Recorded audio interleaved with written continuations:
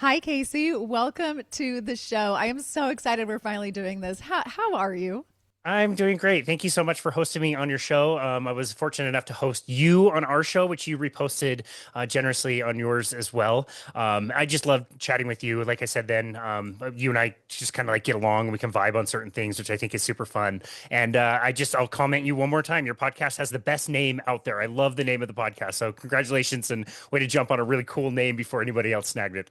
Oh my goodness. Well, you know how much I appreciate that. Thank you. And I have just really been looking forward to this. We've, like I said, we've been going back and forth for a while now. And there's something to be said about when you have another host come on. There's just a different kind of a vibe. And I can't wait to get into everything that we're gonna be talking about. But first off, I think the congratulations goes to you because you recently recorded your thousandth episode. Oh my gosh. 1,000. Congratulations. That is such a huge milestone.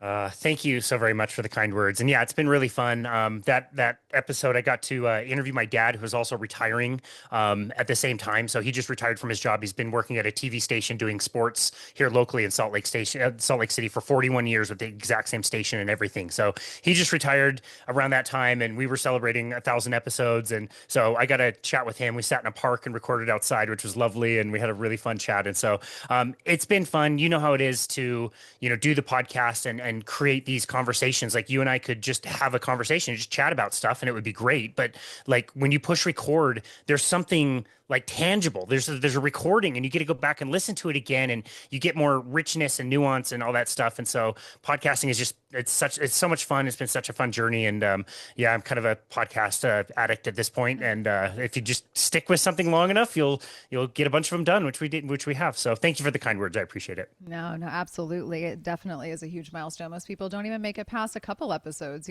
So there's definitely something to be said about your tenacity and your passion for it all. You know, and that kind of brings me to my first question, because we are going to get into largely your lifestyle and your work. And, we're going to be talking about carnivore and keto and all of that. But you have spent years, several years now, helping people improve their health. What was this always the path that you imagined for yourself, in terms of training and nutrition and podcasting and so forth? Or did you have something else in mind? Absolutely had something else in mind. When I was in high school, when I was in middle school, I got punched by a kid in a fight that I didn't really fight back on. And I'd always been interested in sports and hockey and cycling and that kind of thing. But that's kind of where I realized like I wanted to actually like be stronger. I wanted to like lift weights and learn how to like box and maybe defend myself a little bit better next time if I were to get punched in the face again. And part of that, I got a job at a gym when I was in high school, but that was just general like cleaning and checking people into the front desk and making a few protein shakes and that kind of thing. It was really later in my life when I was studying architecture in college and thought that's what I would be doing professionally. I was going to school for that, and as a part of that, a big fancy gym opened up in my location, and I needed a place to train in the off season for cycling, and so I joined this club and saw, as I was working out there, I watched the team of personal trainers. They had like 30 personal trainers. And I saw the way they were like interacting with their clients, which I thought was super fun. They were also using heart rate monitors as part of what they were doing with training. And I had been using a heart rate monitor for a long time at that point and know how to program heart rate monitors and use that technology really, really well. So one day I just decided like, hey, this might be a fun little gig to at least get me through college at the very least until I can become an architect. And so I went into the manager, asked what I needed to do. He told me about the certification I needed to get. So I studied for a few months. I passed that off.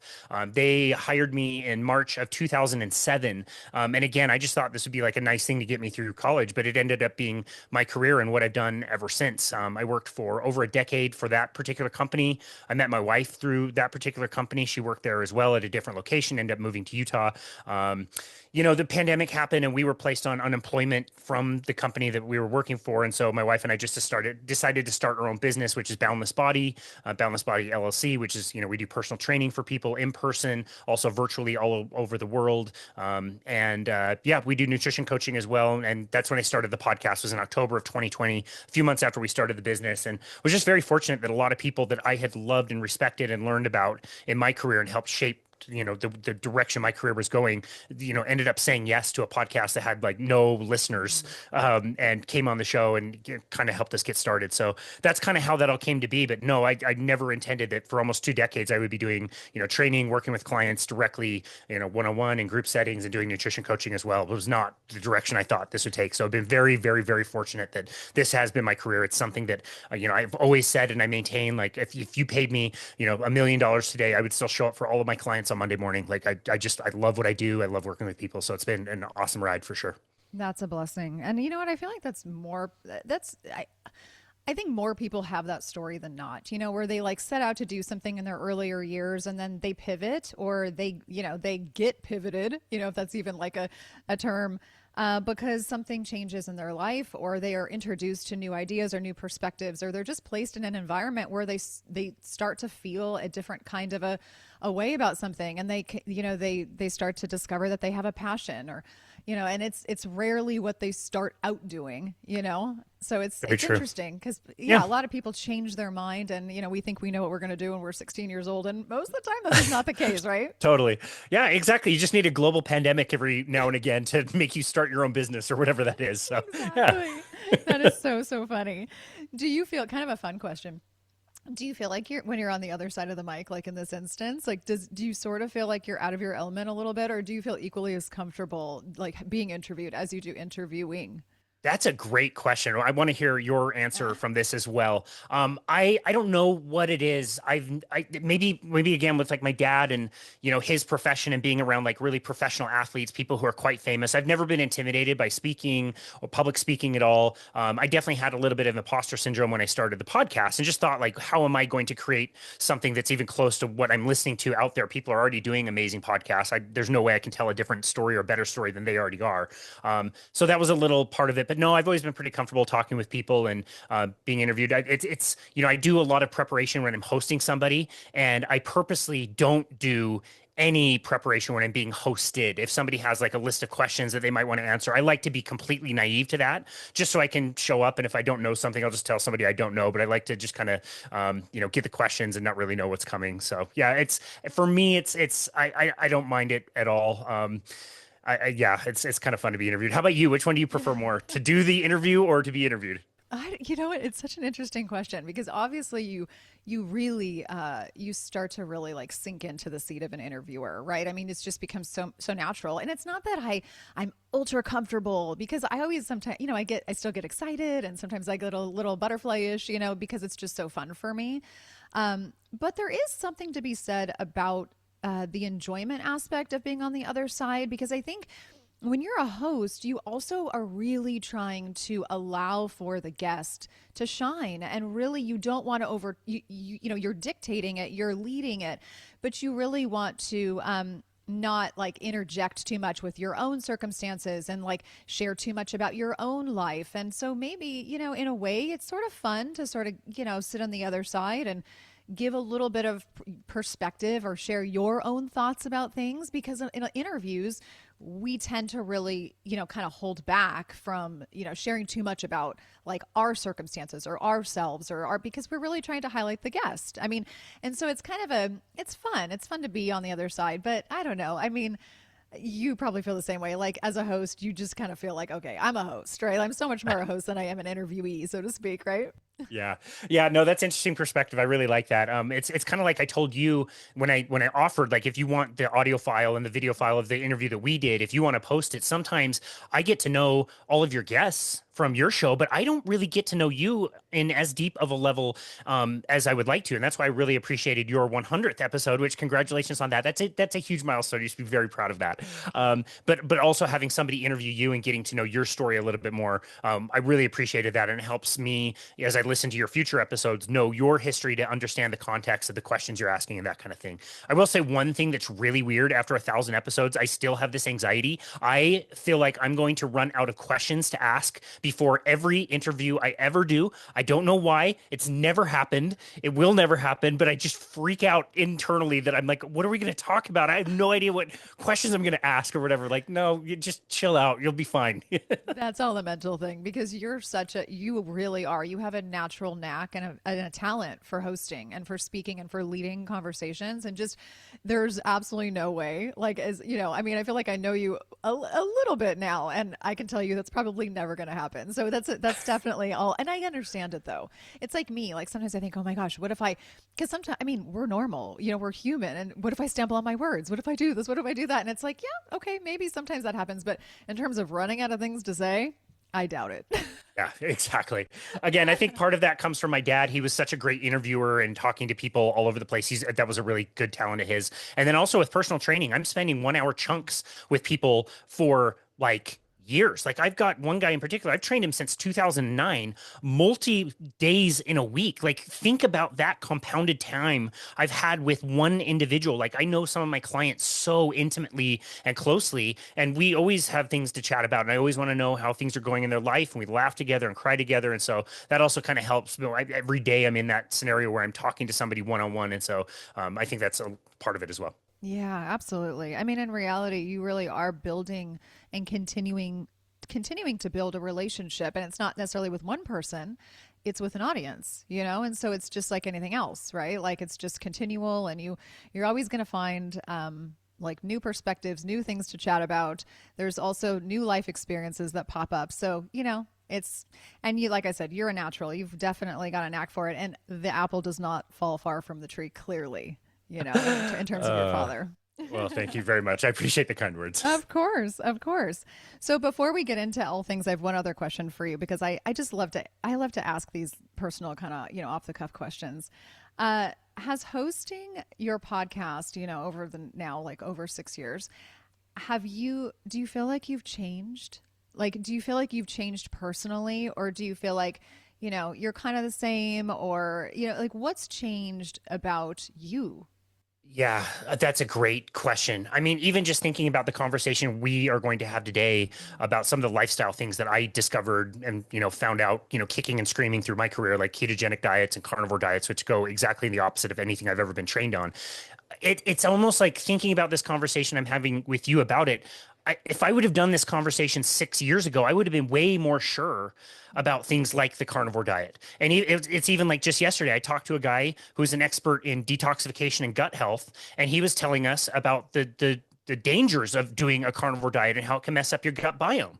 And you know, it's not things that I ever see with myself or with the people I coach, but he that's what he says, and I don't, you know, that's his truth. And whether people believe it or not, you know, you and I kind of chatted last time about, you know, the listener is the one who has to make the decision about what they decide to do with their lifestyle. We're just presenting, you know, ideas and sharing stories and opinions about things. But I feel like podcasting has made me no less, if that makes sense. Like the saying goes, like the further you get from the shore, the deeper the water gets. I would have been way more sure answering certain questions about the carnivore diet 6 years ago when I'd first gotten certified in coaching the carnivore diet than even I am today. And there's just so much more nuance and uncertainty in certain things. And you kind of appreciate that and learn like, okay, well, you know, just because this has worked for one person, it worked great for me, it worked great for my wife, it worked great for whatever, in a certain time frame, that's not always going to be the case for everybody all the time. And so staying humble, I think, is you know, something that I've had to learn, again, kind of kicking and screaming. And I would have been a lot more sure about things in the past than I am today. So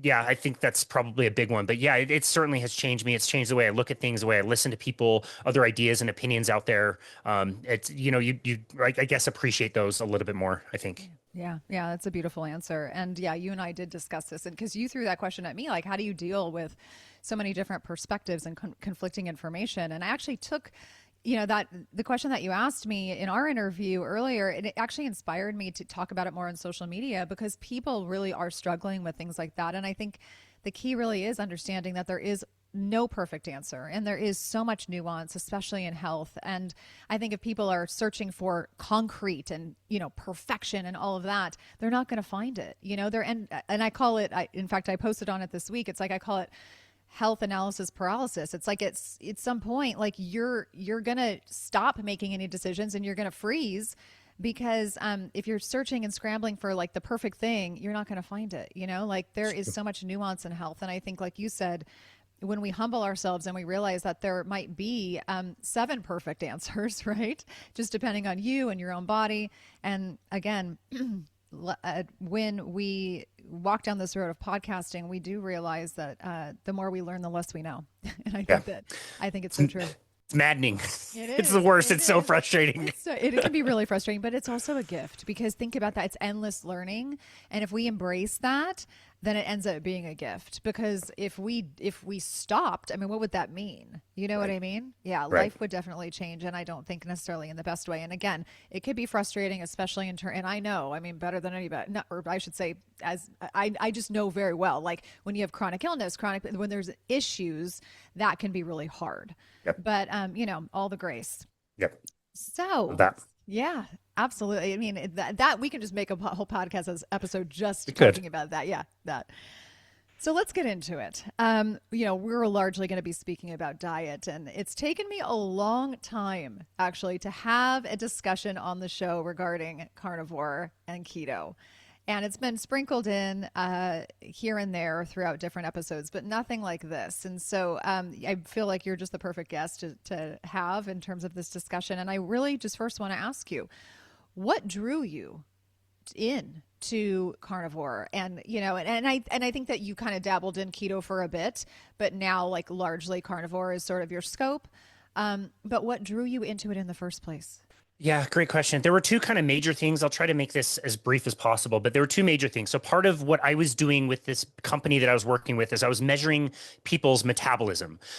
We could measure how many calories somebody would burn when they were at rest, measuring their like baseline metabolism. We could do what is called a VO2 test, which is kind of more on the athletic side to see like how much oxygen can somebody, bring into their body at their maximum. And we could also use the same equipment by the equipment would actually like measure breathing essentially. So the amount of breathing that somebody would do, but also the exchange ratio between oxygen and carbon dioxide. And if you understand the difference between the oxygen that's coming in and how much of that oxygen is being converted to carbon dioxide, it actually goes one step further where it doesn't just tell you how many calories you're burning, but it tells you where the calories you're burning are coming from because your body can burn calories from different sources. You could burn energy from fat, or you can burn energy from carbohydrates, and your body kind of shifts and does a different mix of what's going on. Typically, like the harder you work yourself, the more your body is burning carbohydrates or sugar as fuel, and the lower intensity, your body is more efficient and it's burning fat as a fuel source. And I remember learning in 2012 that there was a coach out there that was helping his endurance athletes basically compete at the highest level and never bonk. They would never like run out of carbohydrate energy because he taught them to burn such a high amount of fat as fuel for their body that they could do these like really high-end competitions at the world-class level and never run out of energy. Your body only has just a teeny tiny amount of carbohydrate that it stores. And if anybody's done like, maybe like a half marathon or a 2-hour bike ride and they weren't eating, during the event and all of a sudden they just like ran out of energy, that's kind of what we're talking about. And so you could actually like completely bypass that and prevent it, not just through proper training, training in the right heart rate zones, but also by changing the diet. This coach was feeding his athletes super high fat, low carbohydrate diets, which is like such a weird thing to even think about in endurance sports because we were pounding carbohydrate drinks to try to maintain, our energy without bonking. He was doing the opposite, feeding them a lot of fat, but then their metabolisms were adjusting to that and they would burn super high amounts of fat and almost no carbohydrate competing at a high level. So they would never bonk. So that was the first thing that like really like, wow, I didn't think anybody could do this. And through a low process, I realized like, okay, there is such a thing as healthy fat. You can eat certain fats like maybe avocados or coconuts or olive oil started making their way back into the diet. I noticed it definitely enhanced my performance as an endurance athlete doing cycling, which is really helpful. So that was kind of one side of things, learning that you could make people burn more fat, which is great for endurance athletes, but also think about the average person who has an excessive amount of stored fat on the body and they want to lose weight. They want to lose fat. They want all that fat gone. And they could have the contrast of the carbohydrate that you have. You have just a tiny amount of carbohydrate in your body. You have tens of thousands, hundreds of thousands of calories of fat energy on the body. And the more fat you have, the more calories of fat you have. And you can use that. That's a fuel source. It came from the food that you already ate and you can get that out of there. And so that was a big part of it. And as part of that, the company that we were working for was also doing weight loss competitions. And they found out that if they did like this 3-month kind of weight loss competition, they would discount products and services. People would spend tons of money. They would get these big programs with shopping lists and recipes and all this stuff. And of course you're laughing because you know how this is going to go. And the company made tons of money when they did it. So they would do a 90-day challenge twice a year. They shortened it to 60 days and they would do it 4 times a year. So every quarter. And as personal trainers making 100% commission, it was our job to go out and find people to do this competition with us. So they'd spend a lot of money on sessions and supplements and all the stuff. And then we'd be kind of like responsible to take these people through this weight loss contest that would last 60 days. And I remember hearing one time the statistics a company wide of the people that started the contest, how many people would even like stop the contest, like get on a scale to finish the contest. Whether they were successful or not was not the question. It was whether they would even get out of the contest and see how they did. And company wide, the compliance was 15% of people would finish the contest that started the contest. And so for us, again, as trainers, it's like you're spending 2 months trying to round up your people who are quitting because this program is not working for most people. And then we spend another month trying to get more new people into this next contest that was, really stressful. And we knew it was going to fail. Like nobody would make it work. And it was such a low compliance percentage. And I remember it was 2018 in the springtime. I got assigned a company employee to do the contest. He didn't really want to do it, but we sat down and did a consultation. We weighed him in. And he was just telling me like, he was eating a very high carbohydrate diet. He had about 25 pounds he wanted to lose, wanted to get back into running, but was like, snacking all the time, waking up in the middle of the night to have carbohydrate snacks and all that kind of stuff. And I just knew like, dude, you're eating all the time. You're snacking all the time. You probably need a little bit more protein and fat in your diet. At least start with that. So he went away. He came back in a few days and said, look, I've already lost a few pounds. What's this keto stuff? And I'd heard the term before. I'd been certified at that point as a nutrition coach, and learned about ketosis. My 600 or 700 page textbook behind me of nutrition has exactly one sentence in the entire book that says when your body burns fat, you produce ketones as an alternate fuel source. One sentence in this entire nutrition book that describes an entire metabolic pathway in the body of being in ketosis. And so that was it for me. Like when he said those words, that was like the last time I listened to music in my car or read books about anything other than that. I wanted to learn like what this is right. Like what is this keto stuff? I don't know what this is. And my book told me, one sentence about it. And it said also that, you can't lose more than 1 to 2 pounds in a week for weight loss. And this guy lost like 3 pounds of fat in that one period of a few days. And so I didn't know anything about it, and I vowed then that I wanted to learn more about it than any of the other trainers. I wanted to understand it and maybe leverage it. And so we did. He ended up winning the contest. We got highlighted as the trainers that helped him along, and by the time it was the next contest, I already found some really awesome low carbohydrate ketogenic type meal plans, and we went completely rogue. Like the company never found out what I did. We stopped running their program. We told everybody who signed up with us, like, everything the company sends you, throw away. It's not going to work. It's going to frustrate you. You're going to spend tons of money on these stupid meals that take forever to prepare, and they're going to go bad, and you're going to hate them, and you're going to be eating pizza by the time it's Thursday and Friday. We're going to give you different ones. We'll explain how this works along the way, but just start with these low carbohydrate keto meals. Don't track calories. Make the ones that look good to you. Add carbs if your kids want to have rice or beans or whatever with them. But then they were simple recipes. It was like taco bowls without the tortillas or hamburgers without the buns, like really simple things that anybody could do.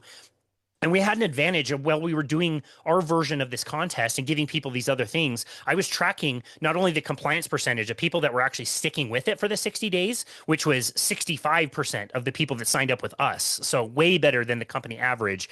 And I got to track using body fat scales how much weight and how much actual fat people would lose when they were doing these contests with us. And this is a wide group of people. We had over 100 people that we tracked until the pandemic kind of shut everything down. But of the total results that we gathered during the times we ran our own separate low carbohydrate keto program for weight loss, we had a total of 732 pounds of weight lost, and 720 of those pounds actually were measured as body fat. People were losing nearly 100% fat eating ketogenic meals. And it was absurd. Like I thought it might be a little bit more successful, but I never could dream that it would be that much more successful for people. And not only that, but people were saying like, wow, not only did I lose weight, I lost fat. Why do my joints feel better? Like I'm moving better. Why does my gut feel better? I used to feel bloated all the time, and now that I don't, I don't understand. Why is my mental clarity so much better? Why did my depression all of a sudden get better? And now I don't need to take a medication that I was on. Like all these side things that are like, I have no idea how this is tied to diet. This is absolutely absurd. And yet, the more you do the research, the more you learn about what is actually happening to the body in ketosis, you learn that this is, I would argue a preferred state of the body that just simply means you're burning fat as a fuel source, fueling the body with fat and ketones, and just letting your carbohydrate burning system kind of rest, and not be burning on a turbo mode all the time, which can lead to so many different chronic diseases. So I'll pause there, but that's kind of how I got into this stuff. It's, again, completely against what I'd been trained on. It's not something I would have chosen. I'm more of like a rule follower than I am like a contrarian, but like to see the results that we were seeing, like seemingly in almost everybody, where what we were doing before was working for almost nobody. It just was so exciting. Your whole career is like, this is fun. You're working with people who feel better. They're lifting more weights. They're gaining muscle. They're losing fat. Like they feel awesome. And it's like, this is why I did this and got into this profession. So that's kind of how that all kicked on. Yeah, that's perfect. And I feel like you summarized that really well. I was laughing initially because I could imagine, like, just from the business standpoint, what was going on with the gym. I know you're rolling your eyes. So, because I worked for a large gym. And so, Okay. yes, and I was a You know, trainer in my earlier 20s. So I know, and this is like back, right? Like we're talking like over 20 years ago. But even then, it was like that. And we might not have been doing like the same kind of contests, but when when you've been in a gym like that, and you know you what's know, going on in the back end. Yeah, yeah. So it's I love that you can relate yeah, to I that. could totally relate to it. This is so funny. Amazing.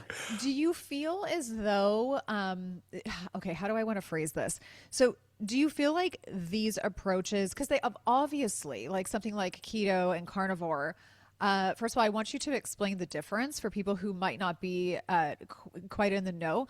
But do you feel like they are increasingly getting more popular, or do you feel like it's sort of plateaued off a bit and people are sort of like questioning them again? Or because I kind of hear both sides and I'm so curious because you're in it, like what you're seeing. So number one, could you just explain the difference? And then also, what do you see in terms of trend right now? Yeah, sure. I'll answer that in reverse order and just Okay. say that from what I've seen, like if you look up a word like carnivore or keto and you see like the word trending on like Google or something, it seems to have been going up for a long time. Mhm. Um, the last time I checked was probably sometimes last year, and it seemed like it was still going up. I will say that, like, when I tell somebody about a carnivore diet, which we can discuss in a second, like, it's not as weird as it was like 5 years ago. Like, most people, especially like younger people, they don't even really like bat an eye if I say that I've been carnivore for 7 years or I specialize in helping people with the carnivore diet. They don't really think it's that strange, where a few years ago it definitely would have for sure. And yeah, so let's talk about we'll talk about ketosis. So ketosis is a metabolic state in the body. It's there's like the keto diet, which has like a definition of being a very high fat, kind of moderate protein, and very low carbohydrate type diet. But ketosis, being ketogenic, if you will, means that you are making ketones.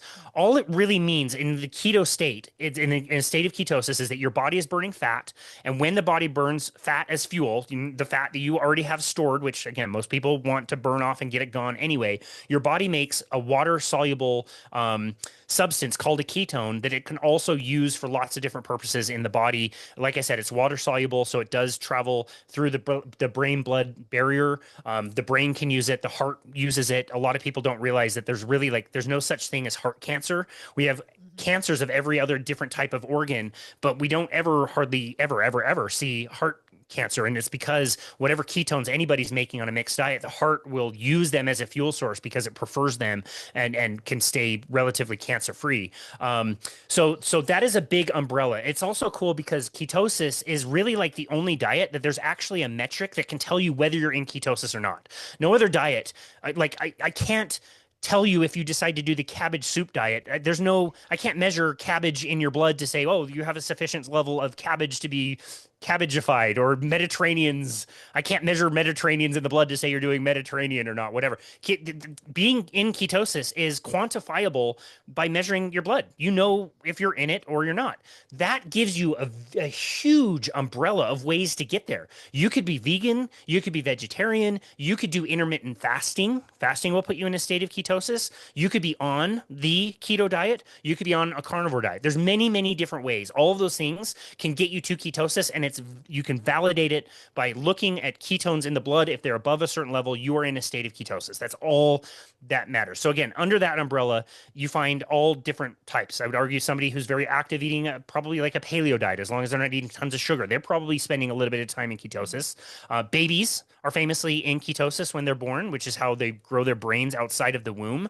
Any baby who is, breastfeeding especially is a keto like master. They're definitely in ketosis, and that's again what helps grow the brain and that sort of thing. And when you're studying this group of people for long enough, they're eating a ketogenic diet. They're eating, a lot of fat. They're eating some protein that's mostly coming from animal protein. They might be eating some leafy vegetables, whatever. You start to learn about this other subset of people. I remember hearing the podcast on Joe Rogan with a doctor. He's in his 50s.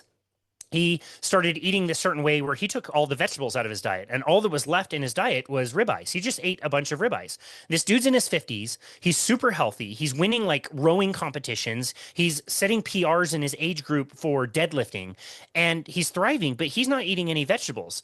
And I remember listening to this interview with this guy thinking, this is the stupidest thing I've ever heard. Like, this is ridiculous. I turned it off halfway through the episode. I ended up getting certified through him to teach people the carnivore diet before I even finished that episode. It wasn't until like last year where I remembered and like I should go back and listen to that episode for like 2018 that I turned off halfway. And yeah, you learn about this other subset of people that have decided for one reason or another they're only going to eat animal products, exclusively animal products, no vegetables, no plant matter whatsoever. Completely remove that. And basically, it's an elimination diet that gives you all of the most safe and effective and nutrient dense foods that your body needs and eliminates all of the other things that your body doesn't necessarily need. Fat and protein, excuse me, in the diet are essential. If you don't eat fat or you don't eat protein, you will die eventually because those are necessary in your body. Carbohydrates that come from plants are not necessary. They're your body makes a certain amount of carbohydrates all the time that it needs. You can make that from other substances, including fat, including protein, to the point that carbohydrates are not an essential nutrient. You could decide today, I'm never going to eat another carbohydrate for the rest of my life, and your body would just maintain your blood sugar perfectly. If you needed more, it would make more. If you needed less, it would make less, and you would never need to ingest carbohydrates again for the rest of your life. I'm not saying that people need to do that, but it is true in any nutrition book that they will say that carbohydrates are not essential for human life and human development. And so a carnivore diet is basically an elimination diet that gives you all the best foods, eliminates all the other foods. We can talk about why a carnivore would think that it's a good idea to eliminate vegetables and other things, but that's essentially what it is. And it does fit inside the umbrella of a ketogenic diet because there's such a low amount of carbohydrates. The body is in a fat burning state. It is producing ketones for most people. And again, if somebody wanted to validate that, they could just prick their finger and measure ketones to see if ketones were measured at a certain level in their body. But that's essentially what it is. It's included, again, under the umbrella of a ketogenic diet where the body is burning fat, making ketones, but it's just one that is complete. Well, the strictest version is like completely eliminating carbohydrates. My personal way of explaining it to most people is a hyper carnivore animal in nature eats at least 75% or more of their calories from animal products.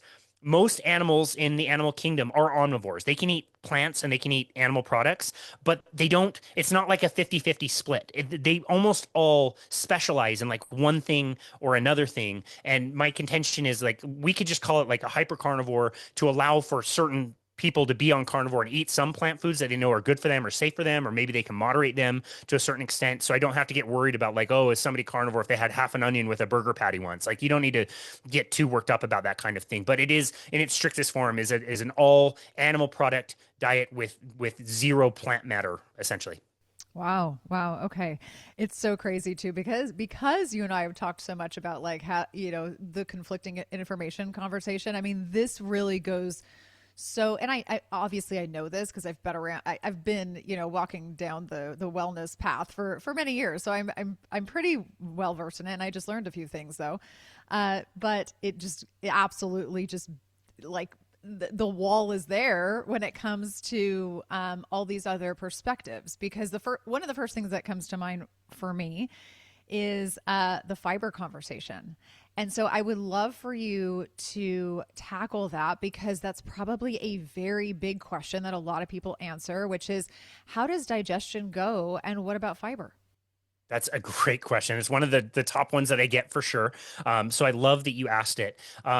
Yeah, it's really interesting. Like I mentioned earlier, there is no such thing as an essential carbohydrate. There's just not. And fiber is a carbohydrate. It's just not, it doesn't, it's a carbohydrate that doesn't get into our body. If you think of our digestive system as a tube and you kind of absorb some things out of it, essentially, the fiber kind of passes through. And the idea is that the fiber is helpful for digestion. It helps keep things like moving along. And it also can be helpful for the gut bacteria. It's food for the gut bacteria, which they need to some extent. The one thing I will say is if you look up a recommended diets for people with digestive issues. Like you can look this up on Google and say like, what is a recommended diet for IBS or IBD or Crohn's disease or all these different digestive issues. Very commonly, it is recommended to have a zero fiber diet or a low fiber diet. They're actually encouraging people to eliminate, remove, or greatly reduce the amount of fiber in people's diets. And they've done studies on this where people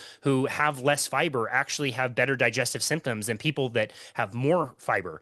And, we're out there telling people they need to consume more and more and more, and it's so good for the digestive system. A carnivore would say, well, okay, it's not essential. It's just adding bulk essentially to the stool. If you look back on like the history of why we thought fiber was a good idea, it's really based on like really weak ideas. And I believe his name was Burkett, Dr. Burkett or something, studied some indigenous populations in Africa and noticed that the more fiber some tribes ate, the more they pooped, and is associated that with being a positive thing when really it might not be a positive thing. And adding more bulk and more stool to your diet, it might not necessarily be better for you. Lots of people report and even go on carnivore diets and report afterwards that their digestion is far better afterwards, after eliminating the fiber, than it ever was with the fiber. They have way less bloating. They have way less gas. I saw some, popular viral trend that came out last year with a woman who promotes a high fiber diet, and her husband, after they eat dinner, they go out for their hashtag fart walks, where they go walk for 15 minutes. It blew up on the internet. Everybody thought it was hilarious, and they go out and walk around so they can fart and get all the flatulence out because they're eating so much fiber. And again, a carnivore will say like, look, it's not necessary. We don't even know the first thing about the gut biome. We're just barely starting to learn, and a lot of people do report on a carnivore diet with a full elimination of fiber that their digestion is far better without the fiber than it is with the fiber. So it's interesting. I do get pushback on that. There is pushback from people even in the low carbohydrate space that say that no, you really do. Carnivore should add slowly, and play with different things like insoluble fiber versus soluble fiber. Maybe start with like 5 grams a day and next week go to 10 grams a day. A lot of the people that I coach, even that people that are like long-term carnivore, they don't really have a problem with not having fiber. So it's an interesting question. I'm glad you asked it. But anecdotally, what I see is digestion actually improves when people eliminate the fiber from their diet. Super fascinating. Because I think about like, all of these testimonies that you hear with, and I will say though, that a lot of people that have problems with their digestion, one of the first things is eliminate the raw. Eliminate Right. the raw stuff, like cooked vegetables, roast your vegetables, all that stuff.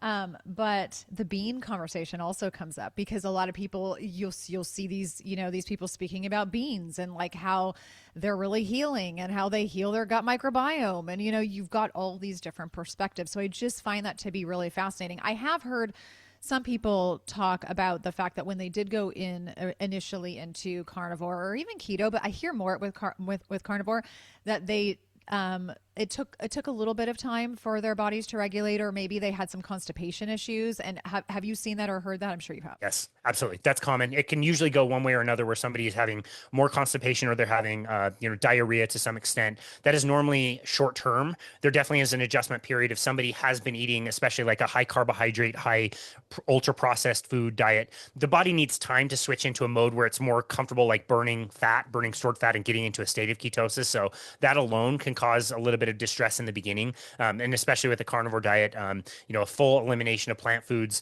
can cause a little bit of a short term, I would say, distress, but that normally passes. And again, most people report that they are digesting food much better without having a lot of the plant foods in the diet. It's just tricky with plant foods. We have a very entitled kind of attitude when it comes to plant foods. And we just think that we can cultivate plants however we want. We can grow them however we want. We can eat them all year round, however we want. And we don't have to cook them in a certain way. We don't have to prepare them in a certain way. We can have raw fruits and vegetables all year round in any place on the planet. You could live in Toronto and be eating mangoes in April, for example, which is also like a fruit that we've kind of bred to be a certain way. And we don't realize that plants have their own like agenda. There's somebody who's quite famous in the carnivore community that has a tagline that says plants are trying to kill you. I don't like that particular tagline. I think that's a little strong.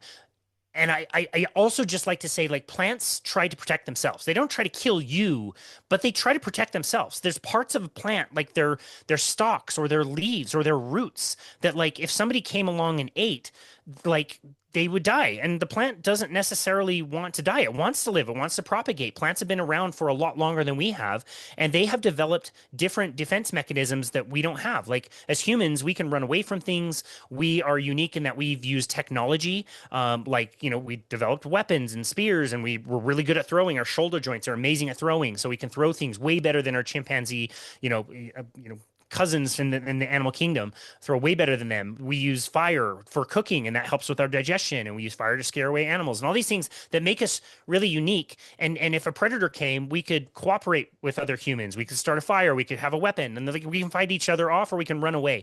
Plants don't do that. They chose a different strategy. They stay stationary, but they develop defense mechanisms to help fight against predation from not just humans but insects and rodents and small things. And so like one like brief example I'll give, that anybody could probably relate to is, if you're listening right now, picture chewing up a piece of raw spinach in your mouth. Chew it, and most people recognize, like, what is the mouth feel that you get when you chew up a raw piece of spinach? How would you describe it? Oh gosh. It's funny because I can almost when you started to speak, I almost started, I don't want to say to salivate, but I started to have like a little bit of a reaction in the back of my throat. But it's kind of, I want to say it's a mix for me between paper and like rubber, but rough, like rough rubber. Rough. Yeah. Yeah, like a Good. rough rubber. Yeah, Rough. it definitely takes like a minute, right, for it to break down in order for you to swallow it Yeah. appropriately. Yeah. Awesome. Yeah. So the rough part, congratulations, you're eating crystals. Those are called oxalate crystals, and they are a substance that the plant uses to defend itself against predation, again, with insects. A lot of people, if they've ever had experience growing spinach doesn't really get eaten by a lot of insects, and it grows really, really well for people in their gardens because the plant already has its own insecticide in the form of crystals that will literally like chew up the mouths of anything that tries to eat it. So that's a great defense for this particular plant. When we eat it, which we can again year round without thinking about like the ways our my grandparents, for example. I asked my grandparents once, like, did you guys grow up eating spinach? And they said yes, like 2 weeks out of the year, and they would always cook it, which helps with the detoxification of the plant, chemicals that come with it, including oxalate. And they would always serve it with a cream sauce, which calcium is one of the things that oxalate binds to in the body, so that helps get rid of those toxins. So they had it temporarily, they cooked it to remove some of the toxins, and they ate it with something that helps diffuse the rest of the oxalate crystals. We eat it raw all the time in salads and stuff, and do it 365 days out of the year, and that can accumulate in somebody who thinks they're doing the best thing and eating spinach salads or spinach smoothies, but their joints hurt, or they have crystals in their eyes, or they have cloudy urine, or they're belching, or there's so many different ways that oxalate can build up in the body. And that's just one example of one plant compound that the plant uses solely for the plant. It has nothing to do with anybody else. It's not about fighting against humans. It's about protecting itself. And again, I just think we have a really kind of entitled view when it comes to consuming plants. So we can just have them without any kind of punishment in whatever way that we want all year round, without realizing that for some people, they might not be as healthy as we think they are. And for other people, they might be actively causing some harm because they are full of compounds and toxins that is kind of, being a defense chemical for the plant and for the plant's purposes. Yeah, the oxalate conversation is really controversial, and I've yet to really tackle that in detail. You're actually the one to really break that down, I would say, like out of my last 100 and plus episodes, you're probably the one to break that down the most. And I have gotten questions about that actually, even like on social media. And it's very individual, I think. But you're right. I think with seasonal eating, and have had some discussion here on that as well. I think that we tend to lose sight in this modern world of seasons and of the way that we grow and the way that, it's like even just depending on, like you said, where we live and what hemisphere we live in and the climate and all of that stuff really matters. And, people will say, well, okay, well, how come, these people over in this country are thriving? Well, a lot of that actually has to do with seasonal eating, I think, and also the soil. And like, there's so many different aspects that play into it. So it's a really big conversation. And, again, like we could talk about this for 3 hours straight just because there's so many questions involved. But I want to segue a little bit in this falls in the same category. Obviously, as you and I have spoken about now in and out within our both this conversation and in our other interview, is that there is so much nuance. And I do sort of feel like, and you can correct me if I'm wrong, obviously this is not a one size fits all approach, but I do almost feel like I hear more dramatic success stories. I'm not really sure how I want to put that, but maybe more dramatic success stories with men than I do women. Now, that could just be me, not sure. But do you feel like women should approach carnivore and or ketogenic the same way? Do you feel like there is nuance here? Do you feel like there's also nuance between childbearing years and, like, say, postmenopausal years? Yes. Yeah, absolutely. That's such a good point. I've definitely gotten lots of different opinions on this over the years. I will just say anecdotally, a cycling female is a lot trickier than I would say most men and or a postmenopausal woman. So I do see a lot of nuance there. I do also know people who are cycling women and they are on carnivore diets for various reasons, and they do okay, which is fine. But there may be other things to consider. I think intermittent fasting is a wonderful tool for most women. You have to be really careful about how you define that. I like to just say, like, any kind of fasting within 24 hours seems to be super safe and effective for pretty much anybody. Extended fasting going past a few days, there's more tricks and a little bit more nuance there that people need to be aware of. But yeah, I think there's more benefit to some form of like carbohydrate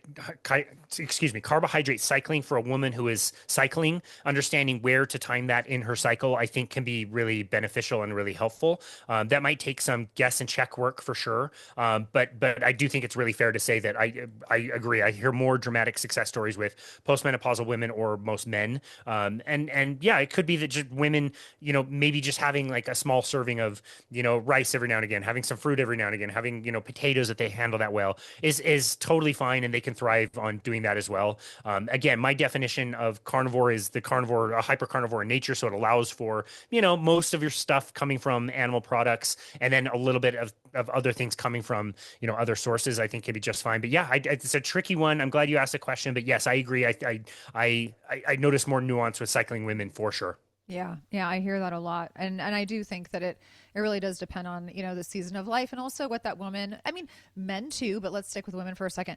What that woman's circumstances also are, because women also tend to have more chronic illness, and sometimes there are things that you need to consider. And jumping into a carnivore diet may or may not be the answer for them, may or may not be the approach for them. There's just a lot more to consider. I feel like men are just, I hate to use the word stable, but I feel like they're just a tad more stable, at least hormonally speaking. And you all have your own changes and things that you go through as well. But women are it's a different mold for sure. It is. Yeah. We're on a 24-hour cycle where women are on like a 28-day cycle. And there's a lot of, nuance and stuff there. I will just say, like, all the cool part about all of this is exactly what we were saying earlier in this conversation is any of this is up for anybody to try. You could always just try a carnivore meal, a low carbohydrate meal, and see how you feel. And like you try it for a few days, try it for a week, try it for 30 days or 90 days. And then you can play with what is going to be best for you individually and how to work some of that other stuff back in. Again, like a carnivore diet in the purest form is just an elimination of all the things that could be questionable. And it's funny, like when I've been coaching people along with carnivore, I don't notice tons and tons of people that feel like they have to stay carnivore for the rest of their lives. But it is interesting to see that a lot of people that eliminate vegetables in particular, that they kind of don't often come back to that, whether they decide to do a little bit of fruit, whether they decide to do some, maybe some grains or some rice or some other like more benign like carbohydrate sources. I don't really know a lot of people who said like I took out that spinach smoothie and I'm really craving it again. I really want to make that spinach smoothie or I want to have that the salad every day. Like most people, they walk away from some of the vegetables and say like, wow, I don't really miss them. And my argument to somebody who says like, no, like trust me, like I really love vegetables. My question is always like, okay, well, do you really love the vegetables? Like, will you eat Brussels sprouts like right out of the bag the way they come, or do you like the Brussels sprouts are always cooked in butter and bacon and have all these other things? Do you really like the plate of lettuce for the salad? Or do you like that the lettuce comes with a bunch of oil and a protein source and maybe some cheese and nuts and all these things, maybe salt, like all these other things that maybe your body's craving a little bit more?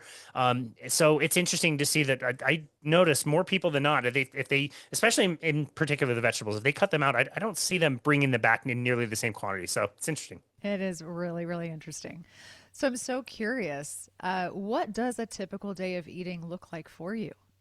That's awesome. Yeah, my diet really follows a pretty standard pattern with a lot of people who are on a carnivore diet. I will always contend that the best number one food as like foundation food for the carnivore diet would be ruminant meat, which would be like the easiest one in the United States would be cow. Beef is cows are really special animals. They have 4 different stomachs. They are actually just like us. They run on short chain fatty acids, which is weird because you see them eat grass and you think they're not running on fat. They're running on grass and carbohydrates clearly, but they have these huge fermentation tanks in their stomach as stomachs where they take the grass and ferment it down into short chain fatty acids, and they convert grass, which is very poor nutritionally, into very high quality protein and fat that comes together in a really nice ratio that's really awesome for most humans. So beef is like the number one, is like a foundational thing. Eggs are another one that I think are really high up on. This is a complete nutrition source. This is a whole animal. This has everything that life needs to produce. So eggs are really awesome. Make sure you're eating the whole egg and not just eating the egg white or whatever. Other things on a carnivore diet are more like kind of periphery stuff. Whether somebody's doing seafood. I've recently gotten into sardines and have really enjoyed like adding in sardines to my diet, which I thought was super gross a few months ago, and now I think they're absolutely delicious, which is Didn't you very do a weird. show? You did a show on it. We You did did a show yeah, you on did a it. show on it. Yeah, and it's funny because I did the show while I was still really scared of them. So at that point of recording, I still hadn't tried them.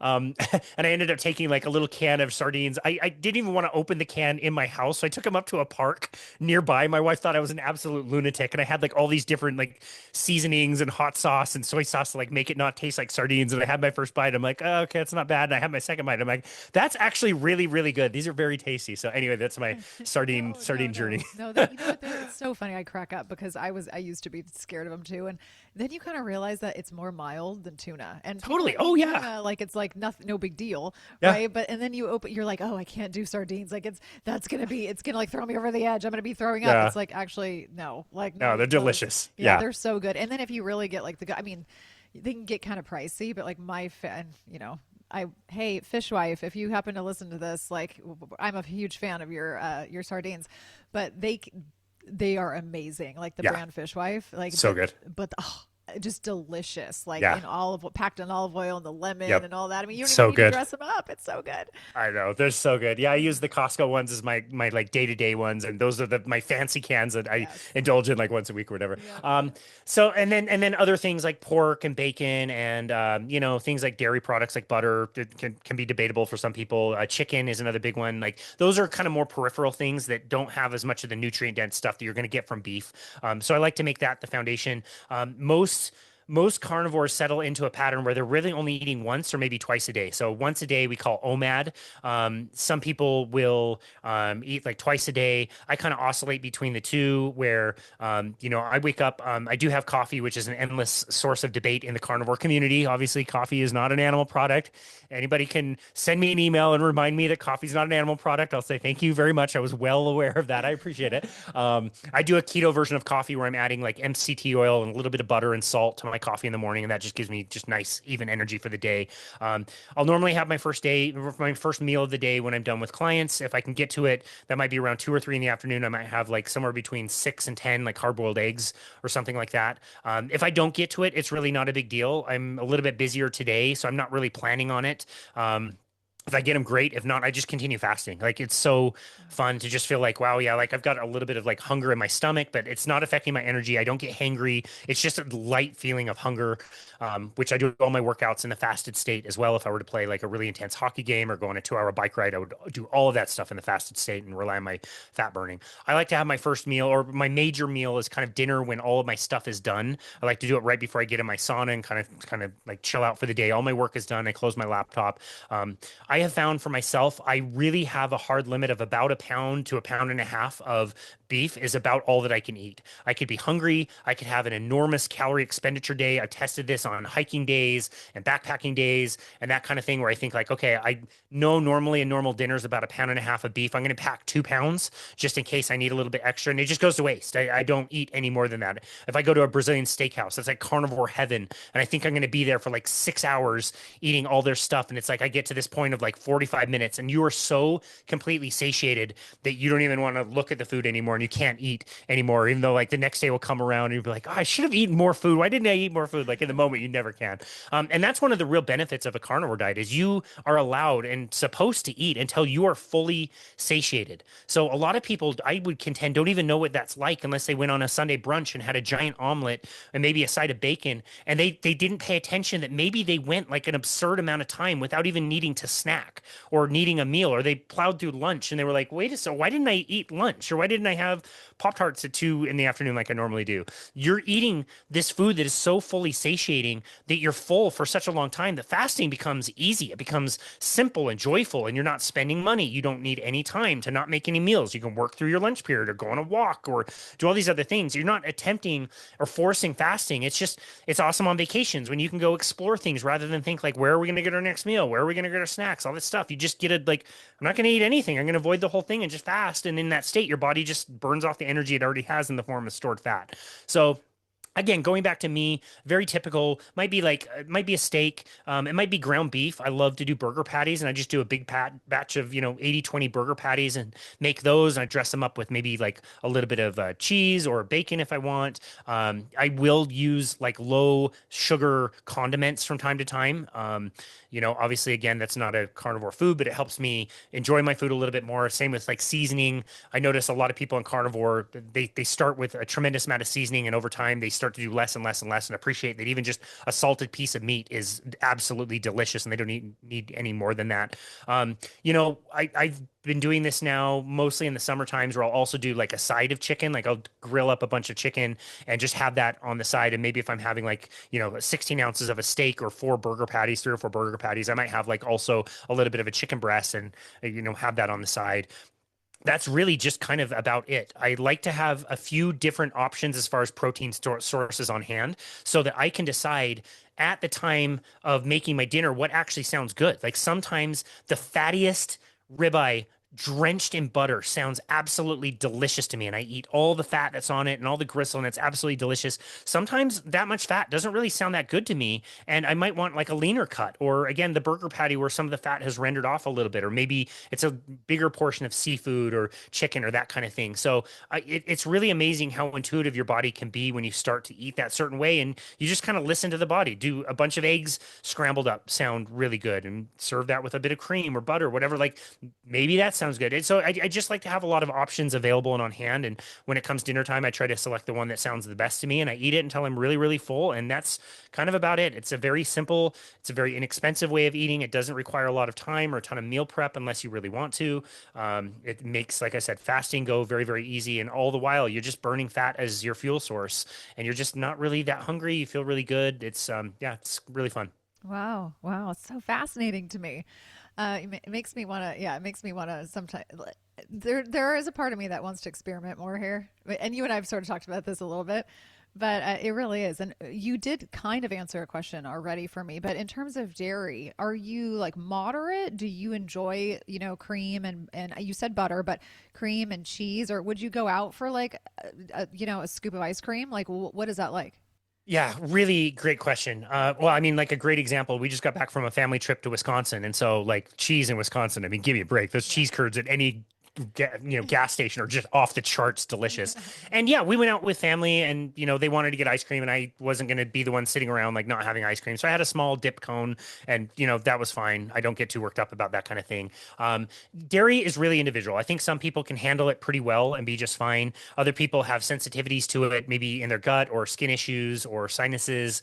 I'm not a huge fan of things like milk, although I think like maybe more fermented dairy, cheese could be a good example that could be a little bit safer for most people. Butter is kind of up in the air as well. Some people tolerate butter and like, yeah, people think keto and they think they're like melting entire sticks of butter and eating plates of bacon. And like literally I've known nobody who ever does that. But yeah, to have like a little bit of bacon with your steak or I'm sorry, butter with your steak, or I'll even sometimes like if it sounds good to have a little bit more fat, you wouldn't be, it wouldn't be unusual to look at my butter tray and see that a bite mark has been taken out of one of the sticks of butter. But it's usually like smaller amounts than most people have. I'm fortunate I can tolerate it okay. I do okay with a little bit of cheese, not a lot, but a little is fine.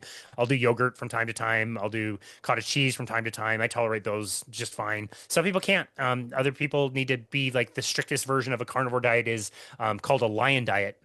And they notice even sensitivities to certain kinds of meat where they can't really do that well with pork. They don't do well with bacon. They don't do well with any dairy. And the lion diet is defined as beef and salt and water, and that's it. And some people I know are that sensitive and experience health issues if they are any more inclusive in their diet than that. It's certainly not something I would promote to everybody, but somebody like Michaela Peterson was one that, at least for quite a while, had to be on the strictest version of a lion diet because anything outside of beef and salt and water was really affecting her in certain ways. I think she's kind of past that now, and that's a cool thing about a carnivore diet, being an elimination diet. A lot of people do learn, like we mentioned earlier, that you don't have to do this forever. Do this for a little while and then start to bring other plant foods back in and see which ones you do okay with and tolerate well and see which ones you don't. And that's totally fine with a lot of people as well. So yeah, that's kind of how it answers the dairy question. It is individual.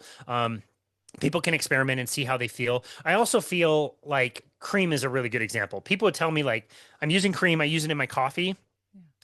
And you think like a splash of cream. People are not putting a splash of cream in their coffee. Like people learn that they're using like half a cup and they do it 5 times a day and they're not losing weight the way they want to and they're experiencing some of those other symptoms. It's like maybe you're probably overdoing it with the cream in the coffee. That's one that I noticed quite a bit. But yeah, very individual there. Yeah, it really is. And when it comes to the strictest of the strict, like this lion diet that you're referring to, I mean, my brain automatically goes to, as much as someone might think that, okay, well, this is just the way I'm supposed to eat and this is the healthiest. I mean, we are also inherently, I think, built to be a bit more resilient than that. So there is definitely something going on underneath the hood that Sure. needs to be looked at, because if someone cannot tolerate 85 to 95% of food, for X, Y, and Z type of a reason, which they're not sure about at that time, it's time to explore. That's just where my brain goes. I agree with you. I agree with you on that note. I think like one of the funniest memes I've ever seen, it makes fun of carnivores. It's like my favorite. I love it. And the first meme is like the dude, he's like, yeah, I'm carnivore, flex, blah, blah, blah. It's so awesome. And then the bottom one was like, I ate a piece of bread, my back hurts. And it's like, it's kind of funny, like making fun of carnivores who become so fragile they can't eat anything without having symptoms. And it's also kind of true. Like if I eat something, I feel pretty crappy for like a day and a half, and I'll do it because I'm a stupid human. But I kind of pay the price a little bit. All of that being said, like I agree with that. I think that's all true. My friend Robin Dobbins is her name. She's become a really good friend of mine. She's featured in a movie that just came out called The Cholesterol Code, and they talk about this. My friend Robin spent over 2 decades dealing with bipolar disorder and like basically spent her entire life on the couch, medicated, watching life. She describes it like life is happening around me, but not really happening to me. She would set 2 alarms for her day. One would be to take her kids to school. She'd come home, lay on the couch. The other alarm would be go get her kids from school. She was asked, her daughter was asked in this documentary called The Cholesterol Code, do you have many memories of your mom growing up? And she said, no, I really don't. She was just kind of on the couch, wasting away essentially. So she eventually, yet again, highly medicated, whatever. She discovers a low carbohydrate diet for weight loss. Her husband and she decides to do it. She does it. It's successful for the weight loss. She loses a bunch of weight, but she's also noticing her mental health is improving. And she makes a decision with her psychiatrist to start to wean off, taper off these heavy psychiatric medications. And she eventually does and is off of all medications and does not have bipolar and has no bipolar symptoms. Incredible story. She's featured in this show because she is what is called a lean mass hyper responder, where if she eliminates carbohydrates, she has no bipolar symptoms, but her LDL cholesterol, what a doctor would call her bad cholesterol, skyrockets. I'm not saying it goes up a little bit. I'm saying it goes up to like 4 times or 5 times what a doctor would consider a healthy level is. So this is now very, very scary. And what we're learning about this phenotype is if you introduce even just a small amount of carbohydrates, you can make the cholesterol go right down. Like a guy famously a year or two ago, a Harvard grad, did an experiment where he got his cholesterol super, super high. He's one of these lean mass hyper responders. He did a phase where he just introduced like 10 Oreos a day for a few weeks and measured his cholesterol, and it went way, way low by like 60% reduction. He got his cholesterol back up in a washout period, took a very heavy statin medication, and his cholesterol only went down by like 20%. He get a way bigger percentage of a cholesterol drop, bad cholesterol, again, what we are considering bad cholesterol, which may or may not be the case. We're studying that now from eating carbohydrates, introducing carbohydrates. So obviously my friend Robin is saying like, well, this isn't good. I have bad cholesterol that's skyrocketing. So now I'm faced with this decision of like, now am I going to have a heart attack? Like, this isn't great. So she works with their doctor, who's also a low carbohydrate doctor, but they decide to mix in as little as they start out with a sweet potato, and then they taper down to like half a sweet potato and like a quarter of a sweet potato. The problem is the sweet potato makes her cholesterol go back down to where it should be, and her bipolar comes back. How do you make that decision? How are you faced with that decision in your day-to-day life when you're trying to consider like, okay, I can eat a little bit of carbohydrates, but now I'm bipolar again. I'm acting not very nicely to my family again. I'm getting snappy with them, and she has to live with a decision every single day. And I put it to her husband one day. I interviewed him on the show and said, like, look, it's one thing if it's your diet and you're choosing to do something like this. This is now your wife who's making life or death decisions based on what she thinks is the best outcome, or based on what we don't really know about cholesterol. And he said, like, I would never trade one day of the way life is today with my wife than it ever was before. She might drop dead tomorrow of a heart attack because her cholesterol is so high, but she's not bipolar, and we get to enjoy life, and we're establishing relationship with our children again, taking trips again, and all these amazing things. So that's an example of somebody who, like, a little bit of contrast to what you're saying. There's people that are so, weak that they can't tolerate anything. She has heavy psychiatric symptoms that come back if she has as little as a quarter of a sweet potato in a day. So both of those things can be true, in my opinion. And maybe that won't always be the case for her, but at least at that, now that is. And so I've seen her eat. She has to be extremely strict, even to the level of certain spices. And like she's beef, salt, and water. And if she deviates, she has mental issues that come back. So I think both of those things can absolutely be true. And there are, just to say, like, there are reasons that are extremely related to health that people choose to do these diets that are extremely restrictive. There's now research into people with anorexia. You would think would be the worst people to do ketogenic and very strict diets, but we're seeing like anorexia and binge eating and purging and all these things fix themselves on strict ketogenic diets. You would think would be the worst thing, is actually helping a lot of people out there. We're getting a ton of case studies now, and a lot of research is being done at places like UCLA where they're looking at that, and it's being really, really helpful. So again, long-winded way to say that there is a list of serious health issues that this way of eating is actually extremely therapeutic for, and is extremely powerful, and in some cases needs to be worked with a physician or somebody knows how to taper medications or deal with different things, because it is such a powerful intervention for some people. Yeah, I love that you just use the word therapeutic, because it really can be used as a tool. And we see that in different scenarios. I mean, I'm sure you're well aware of the fact that the people who have like disability, like certain disabilities, or maybe they have autistic, there's an autism thing, and they go and they apply like a ketogenic approach, and they see certain things improve in their day-to-day life. I mean, sure, you can speak to that as well, but it really does go back to just bio-individuality. And I think there's a genetic component, obviously, to this stuff, and also like just how much influence what you put into your body affects your brain.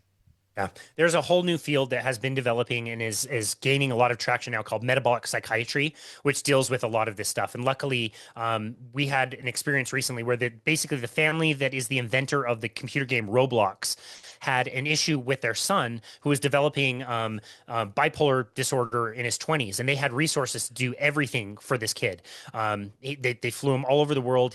When he does presentations, he's got a list of like 50 different medications he was on at one point or another, every therapy you could ever imagine, including really heavy, controversial, electroshock kind of therapies and all this stuff. Nothing worked. They found the work of a doctor named Chris Palmer out of Harvard, who wrote a book called Brain Energy that talks all about using the diet to fix and stabilize the brain. That's why keto was invented really like 100 years ago. It wasn't like invented. It's always been the way we've eaten as we've evolved, but it was created to help with epilepsy, and has recently, been kind of more in favor of treatment for epilepsy, especially in children. Anyway, this family found this doctor who put him on a ketogenic diet. It completely fixed his bipolar. He's on very little medication now and is doing so much better. And now they're pumping thousands, millions of dollars into researching metabolic therapies, ketogenic metabolic therapies. And again, there's like the fun keto of like, oh, this is fun. I need to lose 20 pounds for a wedding. I want to burn off some fat. Like, that's great. You should do that. That's really cool. This is not like fun keto. This is like serious nutritional. I'm going to fix Alzheimer's, depression, bipolar, PTSD, even down to traumatic head injuries. Like, ketones themselves are an incredibly valuable fuel source where a brain that is experiencing Alzheimer's is becoming insulin resistant. It's a brain that is swimming in its fuel source, namely carbohydrate, but it can't use it anymore. If you had an alternate fuel source for the brain that wasn't sugar, the brain would thrive. And we're learning that people are reversing Alzheimer's on ketogenic diets. They're incredibly powerful. And again, people need to be somewhat cautious about doing this and work with providers who can help them step off of medications, because they could experience side effects from medications that are now way too strong. And yeah, they need to appropriately like step down from them. But I see it all the time, and yeah, it can be. We don't have. I'll steal this from somebody I've interviewed several times on my show, Nicole Laurent. She's an amazing mental worker in the field and works with ketogenic diets. And she's told me so many times, we don't have a pill that can do what this does. Like, there's nothing that touches what a diet can do for people's brains. And to think that it's a challenging diet to do for people, like, people are suffering and already struggling with so many things. Doing a diet and doing a strict diet for the rest of your life is not harder than what people are already going through at the moment. So for That's a however good point. challenging, yeah, for however challenging it is to think like, oh, I might not ever have a piece of bread ever again or whatever, like, well, you could also like completely reverse serious mental disorders by eating a certain way. That's pretty motivating for a lot of people out there. So anyway. Yeah, yeah, really, really, really interesting perspective. And I'll just say real quick, and we didn't even talk, I don't even think the word came up, but I just re-released an episode this week on cancer. And I had a doctor, he's really well known, Dr. Pete Sulak, and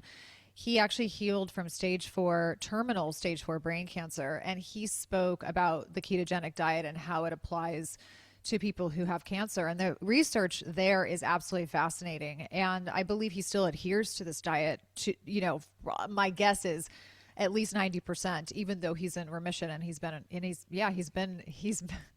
it's his story. If you have a chance to listen to that, I mean, it is incredible. But there's just so much research even in the cancer field surrounding ketogenic, and it's fascinating to me. It's not even, yeah, it's not even new research. It was so important. In fact, the research that was being done was in Germany pre-World War II, and the doctor who was coming up with some of the theories about how cancer spreads, how cancer cells start fermenting energy that they use from carbohydrates. His name was Otto Warburg.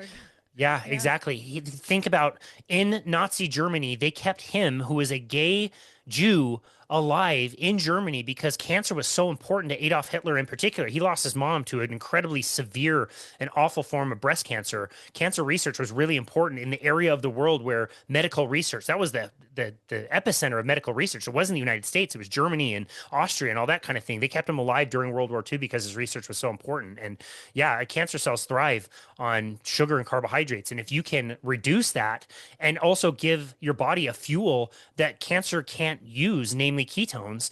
You see, at the very least, if somebody has to go through treatment, they get through chemotherapy a lot easier. The radiation is much more effective, or they can even shrink tumors before you need to do surgery. It's a lot easier to remove them. We hear stories like that all the time. To think that I was bringing my mom Jamba juices and, apple cider drinks from Starbucks as she was getting her chemotherapies before she passed away. It was like the worst thing we could have ever done at the time, but we didn't, know any better. But yeah, there's a lot of people going through cancer today that, well, are either avoiding it altogether or they're getting through it and getting through it a lot better on ketogenic diet. So there's a lot of research out there that people should look into. It's cool that you talked to him about that. Yeah, yeah, I know he's a wealth of knowledge, and he's just his story is so remarkable, and he's just been such a light for so many people that are walking down that path. And again, he was told that his percentage of living was basically like 2% or something like Wow. that, and here he is, he's thriving. So That's it was amazing. really an amazing conversation.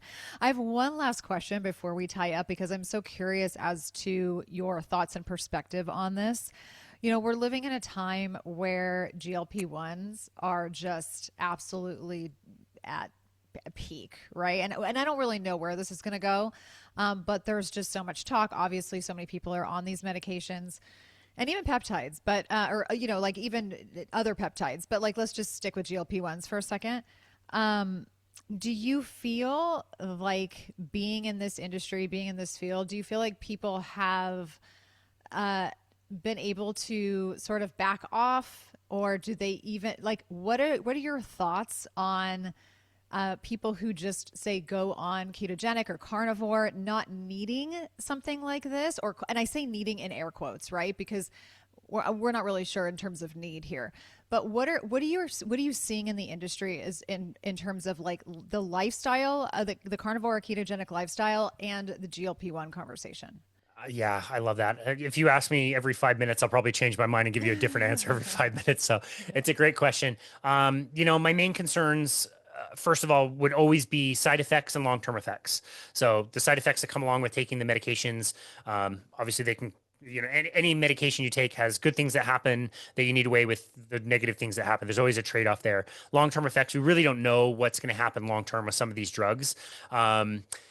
In the beginning, several years ago when these were first kind of really hitting the market, what I was noticing were tons of side effects that were really, really nasty, especially as it pertained to digestion. Lots of, issues with, constipation or people backing up or nasty burps because, the food was sitting in people's stomachs or digestive systems for a long time. I think people went way overboard on the dosages. I think they went way too hard. And as every next generation of this drug comes out, there's a different component that's added to it. So kind of the more popular one is a GLP-3, I believe, or there's three kind of main components. To it, and the people that I talk to that are more pro GLP say that like this is going to be amazing and nobody's going to talk about this in a few years because the next generation is going to be even better, and then nobody's going to talk about that one because the next generation is going to be even better. And like there's components of like this can add muscle, this can burn fat. Somebody told me that they can make bodybuilders be 300 pounds and like 2% body fat or whatever in the future using some of these medications, which I think is insane, but we'll see when they get here. Side effects and long-term effects. I notice my people, more people are on them. People that I work with take them and they've experienced less side effects that I've noticed in the past, and they're getting better results as far as fat loss and weight loss than I've seen in the past. So as far as that goes, like, I mean, that seems kind of positive. I would always want somebody to choose a lifestyle and try that first before going to a pharmaceutical. That said, it does seem to me like they're doing better at choosing the right dosages, and people are noticing less side effects from what I can tell, and seeing better effects of as far as like weight loss out there. So I don't want to, yuck anybody's yum. I definitely like felt like this was, a terrible thing in the beginning, and I'm seeing more and more people use it to some success. Side effects and long-term effects. What is this going to look like in 10 years? I don't know. Can you get off of it and maintain your results? I don't know. Anybody that I talk to says if you're going to do it, leverage the time where the drugs effect in the brain is like making you reduce your food noise. Use that time beneficially to change your lifestyle, eat a lot of protein, do some strength training, and then see if you can wean off of this so that you experience less of those long-term effects. I think that's the best way to handle it. Whether people do that or not, we'll see.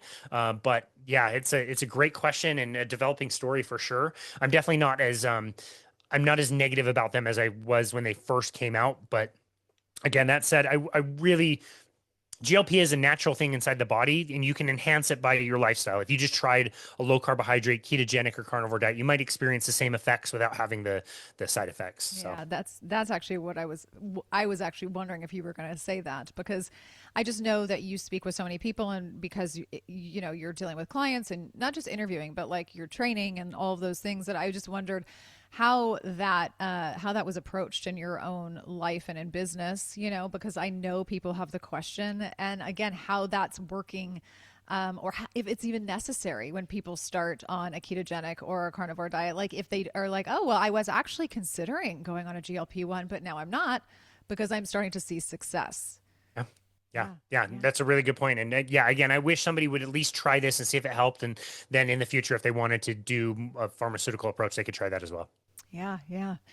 No, I mean, I feel like I could ask you a million other questions because there's just so much to discuss. But I think that I want to give you obviously last word. And I feel like I think I want to close this by just asking you, you know, if there was one piece of nutrition advice that you could give, if there was just one thing, um, with yeah, well, I'm not even, I actually am not even going to give you any ideas, but I was gonna tack something onto that, but I'm going to stop. I'm going to pause myself.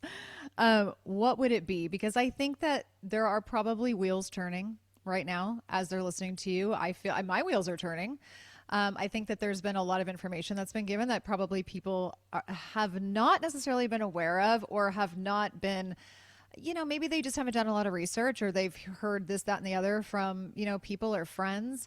But if there's one thing that you would leave our listeners with in regards to nutrition, what would it be?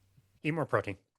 Eat more protein. Most people are way not eating enough protein. It's essential, like we discussed, in the body. And the cool part about eating protein is if you eat more, you're probably going to have some animal protein. And animal protein already comes with the perfect amount of protein and fat together. Protein, carbohydrates and fat don't come together in nature unless you're talking about dairy products.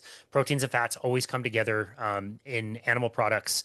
That's the most nutrient dense foods you could possibly eat. If you did nothing else but leave this conversation by just saying like, look, I don't need to fear the steak. I don't need to fear the burger. Try to just get more of the protein in your day. Whatever you decide to do with diet, I think that would be the most beneficial. Love it. Love it. And I think that you even asked me, you know, like in terms of my own situation, my own circumstances, and my own health, you said, what are you doing diet wise? And I said, oh, I've increased my protein, you know, and I notice it. I do. I notice such a big difference, because I think that there was probably a time in my life where you know, I wasn't eating enough, and there are probably days where I still don't eat enough, but it definitely does make a Common. difference. So I love that.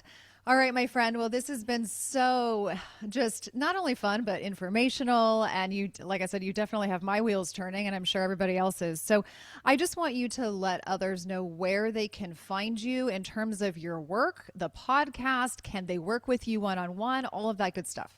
Of course. Well, thank you, Vanessa. This has been another really fun conversation. And yeah, one of my favorite comments I ever got from somebody on my podcast was like, "If you don't think the carnivore diet is weird, I think that you're weird." So I know it's a different kind of conversation we had today, but it definitely something to consider.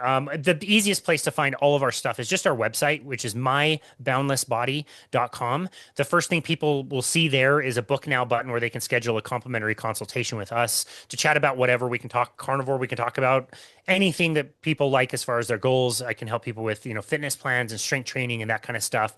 It's, you know, most people think they're doing a consultation to have me tell them what to do, but it's more like bouncing ideas off each other and helping people decide what they want to do with their life and lifestyle. So that's the easiest place. On the website, they'll find all the other stuff, the podcast, the YouTube channel, all our social media stuff. So yeah, the website is the best place to go to find all of that, which is myboundlessbody.com. Perfect. Perfect. And like always, my friends, I will, of course, have everything listed in the show notes for you so that it's easy to recognize, easy to reach. And again, I just want to say congratulations on your show, Boundless Body Radio. It was so much fun, you know, just being over there with you, and just the fact that you recorded your 1,000th episode not long ago. It's just such an achievement. So again, thank you so much. Congratulations with all of your success. And we're going to have you back because I feel like there's just so much more to discuss. And I know people are really going to get a lot out of this discussion. So again, thank you so much, Casey. It's been a real pleasure. Thank you so very much for the kind words. It definitely was a pleasure. Thank you. Absolutely. All right, my friends, thank you so much for joining us today. Until the next episode, I hope you have a very blessed day, and I will see you soon.